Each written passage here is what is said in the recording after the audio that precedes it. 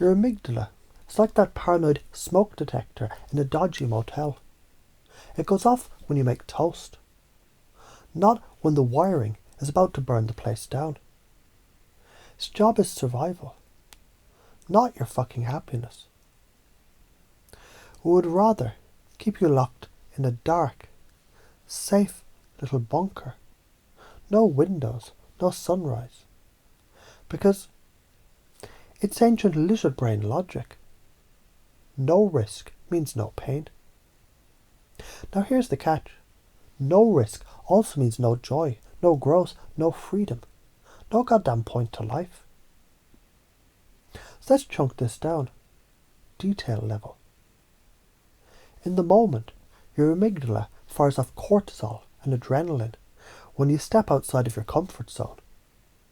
Like talking to that person, launching that business, or posting your art online.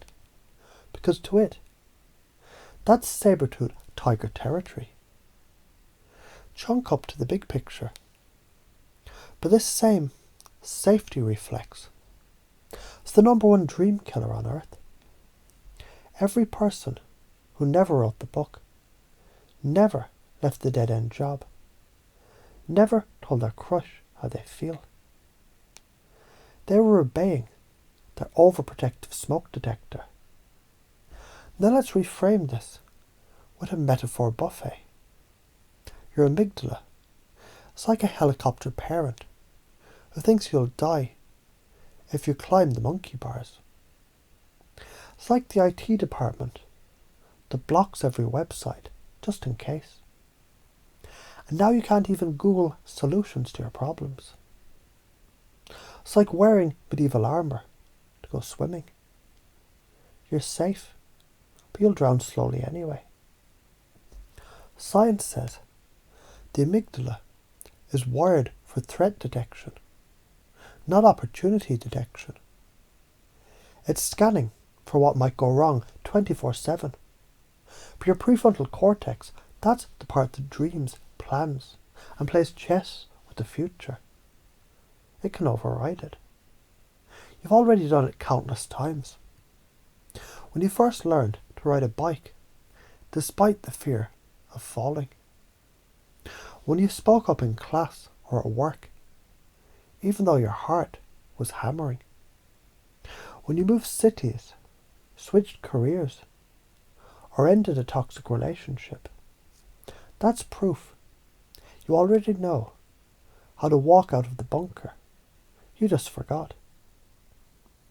Here's the pace and lead part. You value safety, right? Me too. Safety matters when the threat is real. But you also value growth, freedom and feeling alive. And that means calculated risks, leaving the bunker sometimes, because the air out there smells like your actual life. So what if safety wasn't hiding in the bunker? What if safety was being so capable, adaptable and skilled that you could handle the sunrise and the storms? You're not here to rot in the goddamn basement of your own life. You're here to test yourself, to sharpen your blade against the friction of reality, to run toward the thing that scares you, because that is where the treasure is buried. Every time you obey fear, you shrink. Every time you lean into it, you grow.